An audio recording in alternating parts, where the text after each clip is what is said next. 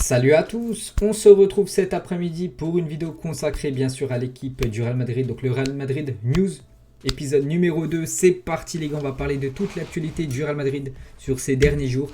Et on commence tout d'abord avec le stade les gars, vous savez le Santiago Bernabéu actuellement en travaux. Et en raison des travaux, le Santiago Bernabéu pourra accueillir 50 000 supporters maximum lors des prochains matchs. Et le prochain match, c'est dans pas longtemps les gars, c'est ce soir à 21h30. Le Real Madrid reçoit l'équipe de Osasuna. Et le Real pourra accueillir maximum 50 000 supporters. Vous savez qu'en Espagne, c'est fini les jauges. Avant, il y avait des jauges à 50% du stade. Maintenant, il n'y a plus de jauges. Voilà, c'est des stades qui peuvent être remplis à guichets fermés. Mais bien sûr, vu qu'il y a des travaux du côté du Santiago Bernabéu, donc le maximum, ce serait 50 000 personnes. Bon, je ne pense pas qu'il y aura 50 000 personnes ce soir du côté de Madrid, surtout contre Osasuna. C'est pas non plus le Barça ou l'Atlético. Mais il y aura du monde. Et bien sûr, ça fait plaisir de voir que ce stade... les travaux avancent et que normalement, j'ai bien dit normalement d'après les infos, qui devrait être prêt normalement fin de l'année prochaine, fin 2022. On continue les gars avec bien sûr le Real, on va parler du prochain match, je vous l'ai dit, c'est ce soir le Real Madrid contre Osasuna, 21h30 du côté du Santiago Bernabéu. On peut voir le groupe convoqué par Ancelotti et donc tout le monde est là, donc Carvajal du Alaba, Militao qui sera certainement titulaire, Ferland Mendy, Modric, Casemiro, Kroos, Camavinga figurent aussi dans cette liste. Benzema est bien présent, Rodrigo, Eden Hazard aussi dans cette liste. Et voilà, donc ça c'est le match de ce soir. Et on va parler bien sûr du dernier match du Real Madrid. C'était dimanche après-midi. C'était le Classico espagnol et le Real Madrid s'imposait du côté de son plus grand rival en Espagne, le FC Barcelone 2-1. Donc le Real Madrid, donc les buts ont été inscrits par Alaba et Vasquez contre un but de Kun Agüero en fin de match. Heureusement que Vasquez a inscrit ce deuxième but pour le Real Madrid, parce que Kun Agüero avait été buteur en fin de match, donc sinon il y aurait eu un partout. Bref, bien sûr la victoire est là pour le Real Madrid, une victoire très très importante et surtout une victoire au Camp Nou. Et c'est la première victoire de Carlo Ancelotti, au Camp Nou.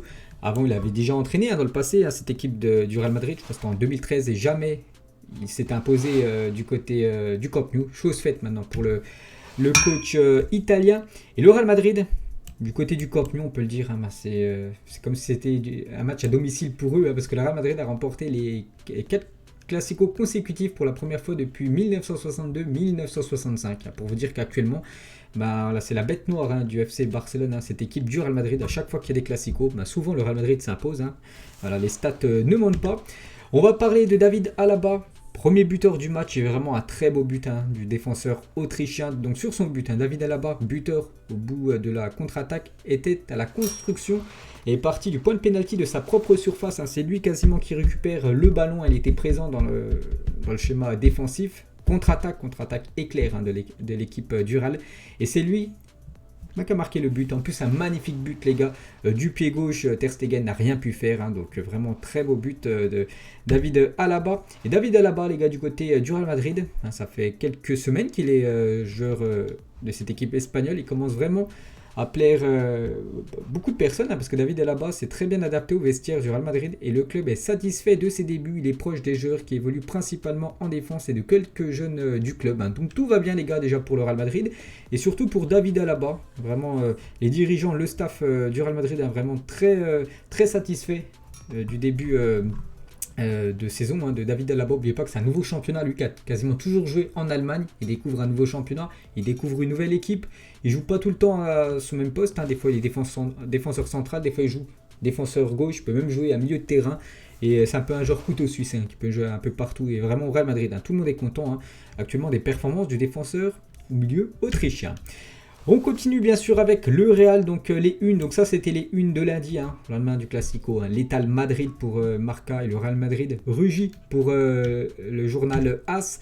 Petite photo de Vinicius Junior qui a fait beaucoup de mal à cette défense. Blaugrana surtout à Mingueza, qu'on pouvait plus. Mingueza il est sorti à la mi-temps. On peut voir que c'était chaud entre lui et le défenseur Jordi Alba, le défenseur Blaugrana. Et Vinicius Junior il parle du coach Ancelotti. Donc il me demande toujours de marquer plein de buts et d'être concentré sur le jeu. Parfois j'échoue et l'entraîneur me dit je vais te faire sortir sortir, je vais te faire sortir, lui met un peu de pression, et pour que je reste concentré, et que je marque, bien sûr. Donc voilà ce que dit souvent Ancelotti à Vinicius, je vais te faire sortir, voilà, si tu marques pas et tout, et du coup à chaque fois il marque, donc du coup il sort jamais, bien sûr, Vinicius Junior. Toujours avec lui pour vous montrer vraiment que c'est l'évolution, une sacrée évolution de Vinicius, et j'ai l'impression que cette saison il a passé un cap, contrairement aux saisons précédentes. Donc actuellement c'est 11 matchs, 7 buts et 3 passes décisives. Par exemple les stats l'année dernière, c'était 49 matchs, donc là c'est seulement 11, l'année dernière c'était 49, 6 buts, donc un but de moins que cette saison, avec beaucoup de matchs de plus la saison dernière, et 4 passes D. Donc voilà, on peut voir qu'actuellement il fait vraiment un gros début de saison, voilà, les stats le prouvent bien sûr. Donc il a passé un cap les gars, le joueur qui est vraiment un pilier maintenant de cette équipe d'Ural. La preuve avec la une du journal AS, Vinicius superstar, un meilleur dribbleur, efficacité proche de celle de Benzema, troisième joueur le plus rapide d'Europe. Le Brésilien est devenu un des joueurs majeurs de la Liga. Vraiment c'est un pilier bien sûr maintenant Vinicius. Du côté du Real, petite photo de lui avec un autre crack, en dessous Fati lui aussi, un pépite du côté de Barcelone. Toujours avec Vinicius Junior.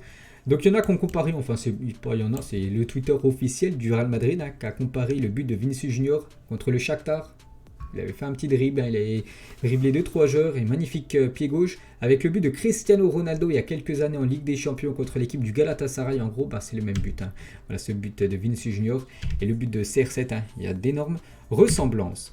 On va parler de Luka Modric, le joueur croate, donc on le félicite parce qu'il a joué son 400e match sous le maillot du Real Madrid, toute compétition confondue, c'était dimanche contre l'équipe du Barça, donc ce soir peut-être le 400e match de Luka Modric avec l'équipe du Real.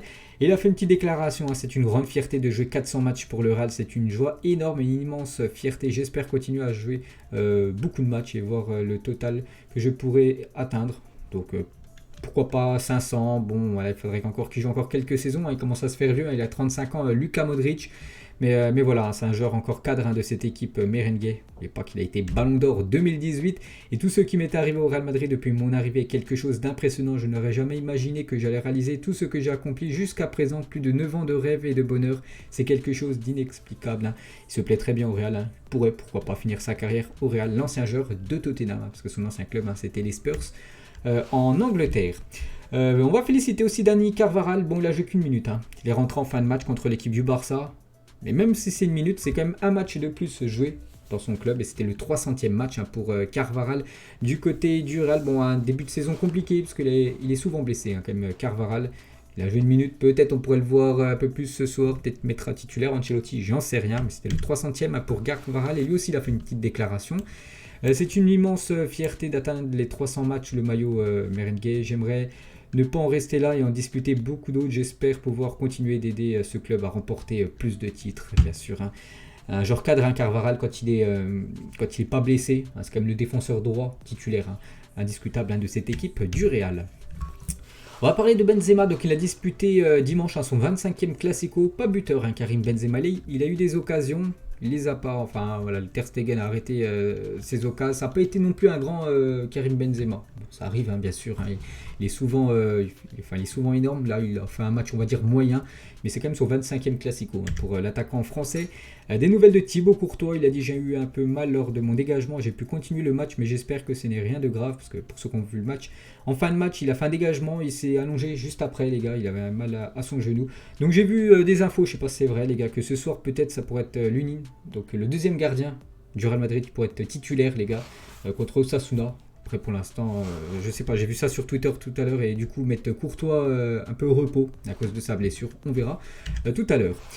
Là, une journal Marca, c'était, je sais plus quand, c'était dans la semaine, Rodrigo, Benzema, Vinicius, société illimitée. Vinicius et Rodrigo sont devenus les partenaires d'attaque les plus rentables de Benzema. Le trio d'attaque aligné par Ancelotti cumule 9 victoires, 3 matchs nuls, 0 défaite. Maintenant, c'est ça les gars, l'attaque du Real Madrid. C'est Benzema en 9, Vini côté gauche et Rodrigo côté droit. C'est ça les gars, c'est le trio d'attaque parfait, indiscutable. Ce qui veut dire quand même qu'un grand joueur qui a signé comme il y a en 2019 du côté du Real Madrid, il n'est plus dans les plans d'Ancelotti, c'est bien sûr Eden Hazard. On va parler de Hazard. Ancelotti l'a dit, Hazard, il peut jouer en 4-3-3 à gauche ou en 4-4-2 au-dessus ou derrière la pointe.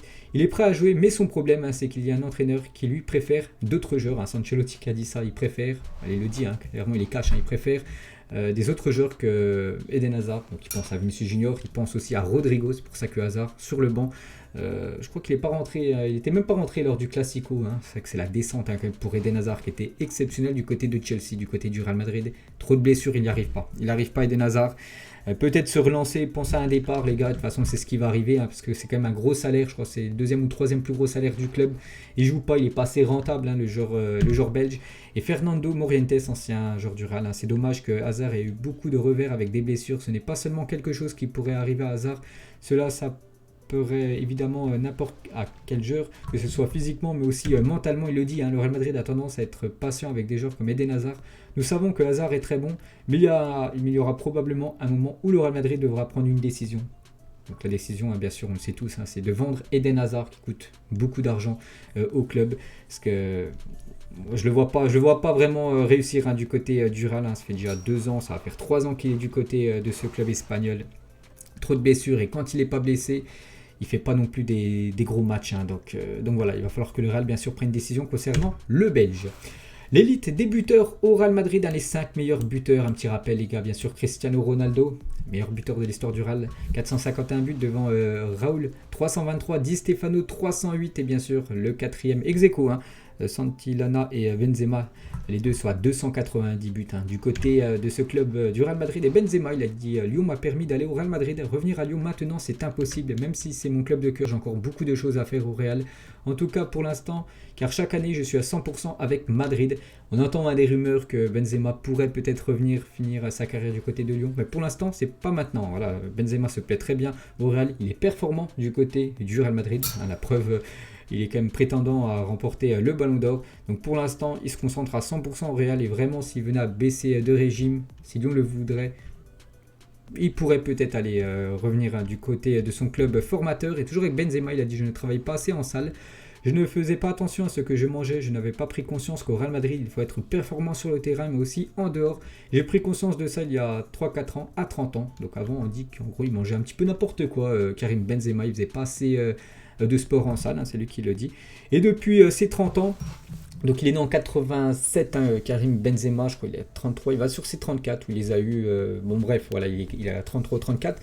Donc depuis 3-4 ans, les gars, il s'est mis en tête que s'il veut être performant au Real Madrid, il faut faire attention à l'alimentation, bien sûr, c'est très important pour un sportif, un footballeur, et bien sûr être aussi très discipliné sur l'entraînement. Et ça se ressent bien sûr sur les performances de l'attaquant français. Et Rafael Nadal, les gars, un tennisman très connu, et un grand fan de football et un grand fan surtout de l'équipe du Real. Il a dit mon admiration pour ce qu'il est en tant que joueur, son engagement dans le sport et son professionnalisme à son âge. Bonne chance et soutien pour le Ballon d'Or 2021. Benzema, il a dit ça sur Twitter. Le joueur de tennis, Rafael Nadal. Steve McManaman, donc ancien joueur du Real Madrid, il a fait quelques déclarations sur des joueurs. Gareth Bale, n'oubliez pas Gareth Bale, c'est toujours un joueur du Real, bon, il joue très peu, le Gallois, serait un joueur intéressant pour Newcastle. Newcastle, vous savez que c'est le nouveau riche du football, car il ne lui reste plus qu'un an de contrat et c'est un super joueur. La seule chose est de savoir s'il veut revenir dans ce pays, car il aime la vie à Madrid. Il se plaît très bien à Madrid. Il y a pas mal de golf à Madrid, on sait que Gareth Bale il préfère le golf au football. Donc voilà, pour l'ancien joueur du Real Madrid, Steve McManaman, il lui conseillerait peut-être d'aller à Newcastle, mais c'est de relancer sa carrière. Newcastle maintenant a les fonds pour s'offrir le joueur et surtout lui proposer un beau salaire. Toujours avec l'ancien joueur du Real, cette fois-ci sur Kylian Mbappé. Si l'accord est conclu pour faire venir Mbappé en janvier, ça sera le début de la renaissance du Real Madrid dans quelques années quand le stade sera terminé. On a parlé en début de vidéo, ça sera normalement l'année prochaine. Ça sera l'endroit le plus glamour du monde, cela va sans dire. C'est que quand le Real, les gars, aura son magnifique stade, peut-être avec des joueurs de classe mondiale comme Kylian Mbappé, c'est vraiment encore l'attraction. Et il y a aussi un joueur qui pourrait arriver du côté du Real, les gars, c'est Rudiger. Le Real Madrid a besoin d'un défenseur central. Antonio Rudiger est certainement meilleur par rapport à ce que le Real Madrid dispose actuellement. Nacho, Militao et David Alaba pour Steve McManaman. Rudiger est supérieur à eux. Après, chacun, bien sûr, son point de vue. Il ferait du Real Madrid une meilleure équipe. Rudiger, n'oubliez pas que Rudiger, fin de contrat en 2022, en juin 2022, et il pourra arriver gratuitement du côté du Real. Et c'est vrai que Rudiger, moi je le trouve vraiment très très bon. En plus, c'est un joueur un peu rude, vraiment, il est, des fois il fait des sales coups dans le match, mais il en faut des joueurs un petit peu comme ça. Il me fait penser un petit peu à l'état d'esprit de Sergio Ramos. un peu méchant, mais méchant on va dire dans le bon terme, hein, bien sûr. Donc ça peut être vraiment un gros renfort, hein, bien sûr, pour le RAL Rudiger. Après, il n'y a pas que lui, hein. Enfin, il n'y a pas que le RAL qui voudrait Rudiger et aussi l'équipe du Bayern, des autres clubs en Europe. Mbappé rejoindra gratuitement le Real Madrid l'été prochain. Il cherche un autre défi. Ce n'est pas une question d'argent. Il ne peut pas encore signer, mais il a déjà un contrat avec le Real Madrid. Sauf incroyable surprise, il a déjà pris sa décision d'après Di Marzio, hein. Un journaliste italien, Kylian Mbappé, rejoindra bien le Real Madrid l'été prochain. Et il n'y a pas que Kylian Mbappé, il y a aussi Haaland, hein. Le Real Madrid aimerait faire les deux gros coups, hein, Mbappé et Haaland. Et Haaland dispose d'une clause libératoire de 75 millions d'euros. Le Real ne s'arrêtera pas qu'à Mbappé l'été prochain. Ils vont essayer de réunir Haaland avec Mbappé. Il est très important pour le Real Madrid de créer une nouvelle ère avec ces deux joueurs, hein. Ce serait énorme, les gars, de voir Mbappé, Haaland, Benzema, Vinicius Junior. Hein, ce serait, on peut dire, hein, quasiment la meilleure attaque au monde.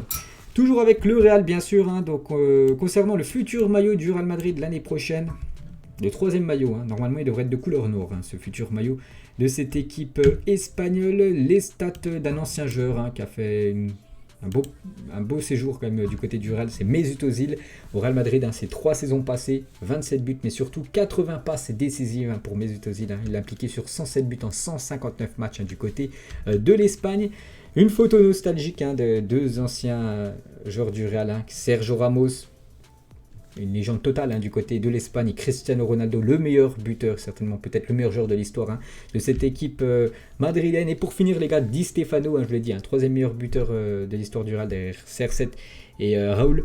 Donc fumant une cigarette, hein, sur le banc du Real Madrid en 1964, parce qu'on avait le droit de fumer avant sur le banc, enfin sur un banc de touche, hein. Donc une photo bien sûr d'une légende madrilène. Donc voilà les gars, on a fait le tour, hein, de toute l'actualité du Real Madrid. J'espère que ça vous plaît, hein, les gars, je sais que ça vous plaît un peu ces vidéos où je résume toute l'actualité du foot. Donc on se retrouve certainement demain les gars pour l'épisode cette fois-ci sur le FC Barcelone. Bonne journée à vous et à plus tard.